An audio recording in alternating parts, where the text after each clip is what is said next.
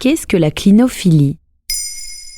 Merci d'avoir posé la question. Neige, pluie, ciel gris, avouons-le, ce début de printemps 2022 n'a pas été facile, le beau temps se faisant attendre. D'où l'envie aussi de rester chez soi, bien au chaud, sous la couette. Et pour évoquer le fait de ne pas vouloir sortir de son lit, il existe un terme spécial, la clinophilie. Et comment on définit cela ? Au sens étymologique, clinophilie signifie aimer rester allongé. Dans une interview donnée au Journal des femmes, le psychiatre Patrick Lemoine l'a défini de cette manière. Le fait de rester dans son lit et par extension de ne plus vouloir sortir de chez soi. La clinophilie ne doit pas être liée à de la fatigue. Interrogé par Marie-Claire, le psychiatre Nicolas Neveu évoque quant à lui un besoin de se sentir en sécurité, une manière de ne pas affronter le monde extérieur face à un sentiment de tristesse profonde. Voici ce qu'il dit. Le réflexe quand on ne va pas bien, c'est de se mettre au lit.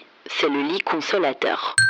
Une personne atteinte de clinophilie peut rester au lit pendant plusieurs heures en pleine journée, voire plusieurs jours en étant éveillée, sans rien faire d'autre que d'être couchée. Pas de livres, pas de séries ou de films, ça en devient une addiction.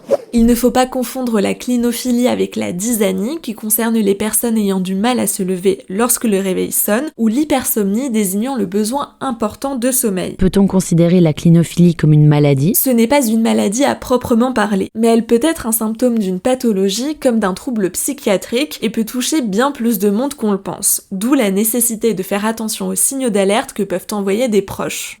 On associe la clinophilie à certains troubles. En première place, il y a la dépression qui est la plus commune. La clinophilie peut aussi annoncer de la schizophrénie ou encore l'agoraphobie et des TOC, des troubles obsessionnels compulsifs. Comment savoir si on est atteint de clinophilie ? Si certains des éléments évoqués vous parlent, tournez-vous vers votre médecin généraliste. C'est lui qui pourra ensuite vous orienter vers un psychiatre qui évaluera la situation et posera un diagnostic. Il n'y a pas de traitement miracle, il doit être adapté à chaque situation individuelle en fonction des troubles, anxieux, psychotiques, dépressifs.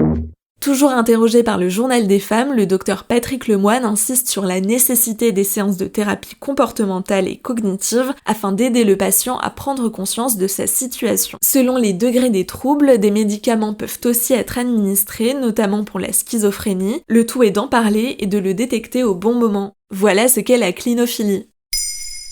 Maintenant, vous savez, un épisode écrit et réalisé par Pauline Weiss. Ce podcast est disponible sur toutes les plateformes audio et pour l'écouter sans publicité, rendez-vous sur la chaîne Bababam Plus d'Apple Podcast.